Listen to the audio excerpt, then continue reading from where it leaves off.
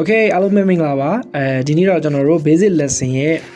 lesson 18ပေါ့နော် Okay lesson 18လည်းဖြစ်တယ်လို့ကျွန်တော် basic Excel ရဲ့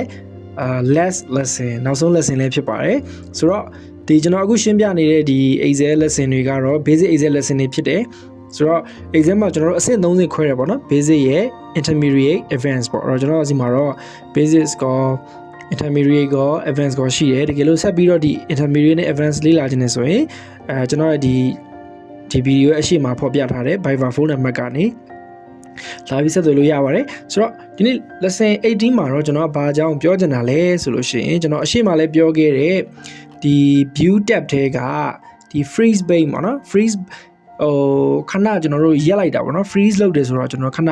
ရက်ဆိုင်လိုက်တာသဘောပေါ့နော်အဲ့လိုမျိုး rows တွေ columns တွေဘယ်လိုမျိုး freeze လုပ်လဲပြီးတော့ရင်ကျွန်တော်တို့ worksheet တွေကို hide ပေါ့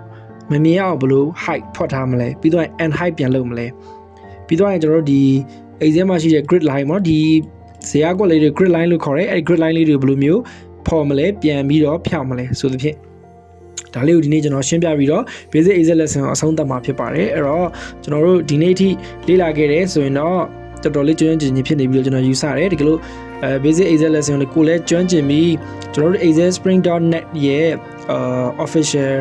certificate ကိုလိုချင်နေဆိုရင်လည်းကျွန်တော်တို့ခုနပြောတဲ့ Viber number ကိုဆက်သွယ်လို့ရပါတယ်ဆိုရင်ဟုတ်ပြီကျွန်တော်စလိုက်ရအောင်အဲ့တော့အရင်ဆုံးတော့ကျွန်တော်ကဘယ်လိုမျိုး freeze လုပ်နေဆိုတော့အရင်ပြောမယ်ပေါ့နော်အဲ့တော့ဘယ်ထဲမှာလဲဆိုလို့ရှိရင်သူက view ထဲမှာပါပါတယ်အဲ့တော့ကျွန်တော်တို့ဒီမှာရှိတဲ့ Excel tab တွေထဲကမှာဒီ view ဆိုတဲ့ tab ထဲမှာရှိတယ်ဟုတ်ပြီနော်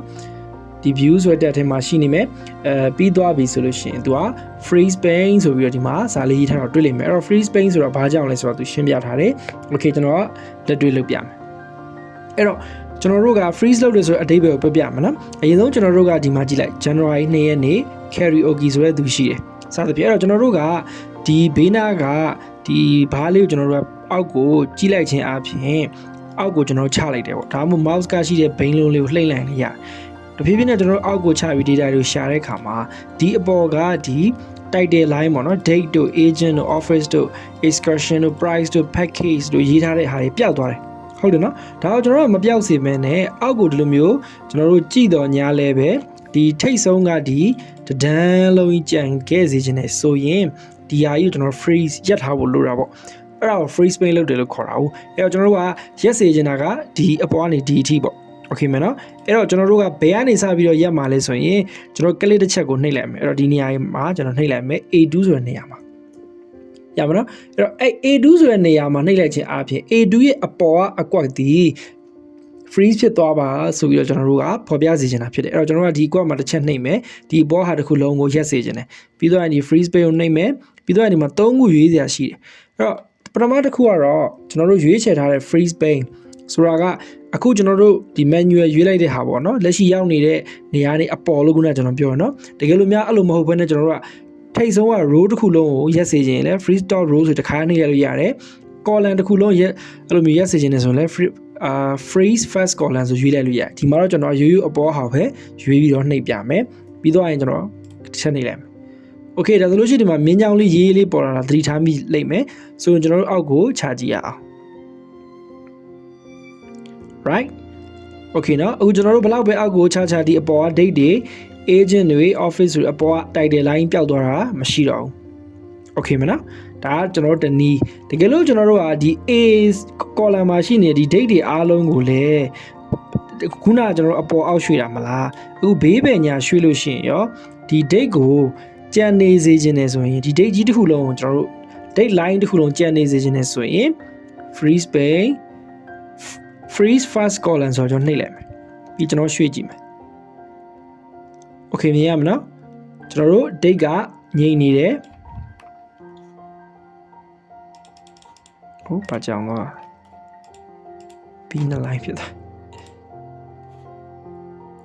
sorry ပါနည်းနည်းလေးကြောင်ပါ okay နော်ဒီမှာမြင်ရနော်ကျွန်တော်တို့ဘာဖြစ်သွားပြီလဲဒီလိုမျိုး date ကငြိမ်နေတယ်ကျန်တဲ့ဟာတွေအားလုံးပဲကျွန်တော်တို့ဘာဖြစ်သွားလဲဆိုတော့ရွေ့သွားတယ်Okay မနော် A ကညင်သွားပြီးကျန်တဲ့ဟာတွေအားလုံးရွေ့သွားတယ်ဒါကတော့ကျွန်တော်တို့ freeze ကို first column ရွေးလိုက်လို့ top row တစ်ခုလုံးဆိုလည်းအတူတူပဲ နှိပ်လိုက်ရောမနော်တကယ်လို့များကျွန်တော်တို့ကအဲ့လိုမျိုးငြိမ်နေတာမလို့ကျွန်တော်ပြန်ဖြတ်ချင်တယ်ဆိုရင်လွယ်လွယ်ကူကူဒီမှာ unfreeze pane ဆိုပေါ်နေလိမ့်မယ်ဘာမှမနှိပ်ထားရင်တော့ freeze pane ပေါ်မယ်တကယ်လို့ freeze တစ်ခုခုရှိနေတယ်ဆိုရင်သူ unfreeze pane ဆိုပြီးဒီလိုမျိုးပေါ်နေလိမ့်မယ်နော် unfreeze pane ဆိုပြီးပေါ်နေတယ်အဲ့ဒါကိုကျွန်တော်တစ်ချက် click နှိပ်ပေးလိုက်မယ်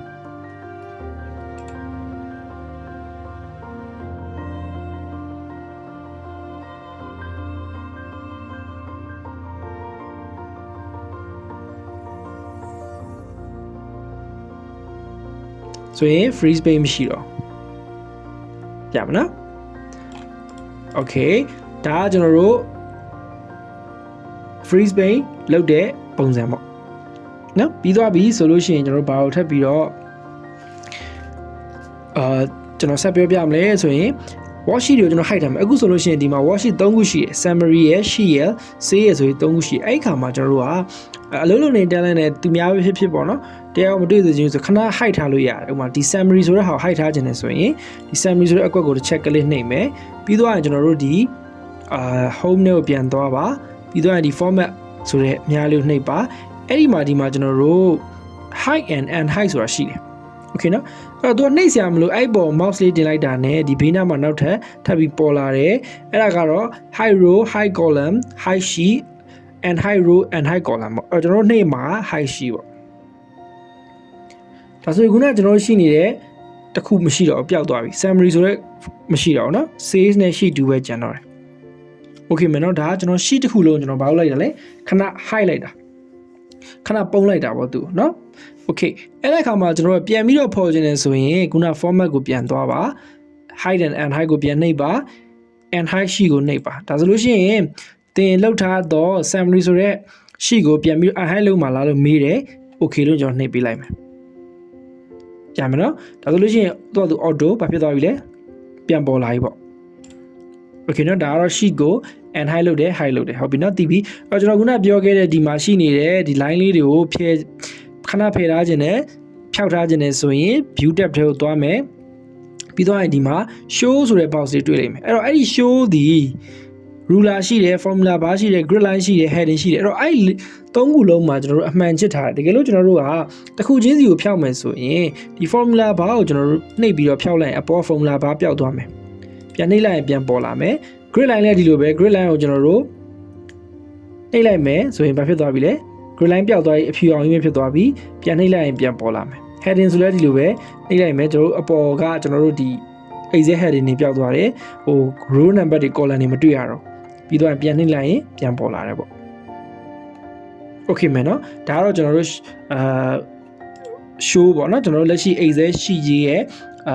ပုံစံကျွန်တော်ပြောင်းတဲ့ပုံစံပေါ့နော်ဆိုတော့ okay ဒီလောက်ဆိုရင်တော့ဒါ basic အတွက်တော့ပြည့်စုံပါပြီအခုလက်ရှိကျွန်တော်သင်ပေးနေတဲ့ဒီ exact lesson တွေကလည်းဒီ Microsoft Office ရဲ့ officially ထုတ်ထားတဲ့ဒီ course ကနေကျွန်တော်သင်ပေးနေတာဖြစ်ပါတယ်ဆိုတဲ့အခါမှာဒီ basic ကိုကျွမ်းကျင်သွားပြီဆိုလို့ရှိရင်တော့ကျွန်တော်ဒီ intermediate မှာတော့ဘာတွေပါမလဲဆိုရင် chat တွေတိစောက်တာတွေနောက် formatting ပေါ့နော် conditional formatting လို့ဟာမျိုးတွေပါမယ်ပြီးတော့ရင်ကျွန်တော်တို့ graph တွေတိစောက်တာတွေပါလာမယ်ပြီးတော့ကျွန်တော်တို့ဒီ formula တွေရဲ့ category တို့ပေါ့နော်ပြီးတော့ formula တိစောက်ပုံတွေပါလာမယ်ပေါ့တကယ်လို့ထပ်ပြီးတော့လေ့လာခြင်းနဲ့ဆိုရင်ဒီမှာဖော်ပြထားတဲ့ဖုန်းနံပါတ်ကိုကျွန်တော်ဆက်သွယ်လို့ရတယ် Facebook ကနေဆက်သွယ်လို့လည်းရပါတယ်ဆိုတော့အားလုံးပဲဒီ basic Excel lesson ကိုနားလည်လိမ့်မယ်လို့ကျွန်တော်ယူဆပါတယ်ဒီနေ့ရောက်ဒါနောက်ဆုံး basic Excel ရဲ့နောက်ဆုံး lesson ဖြစ်ပါတယ်ဆိုတော့အားလုံးကျေးဇူးတင်ပါတယ် intermediate Excel မှာပြန်ပြီးတော့တွေ့ဆုံပါမယ်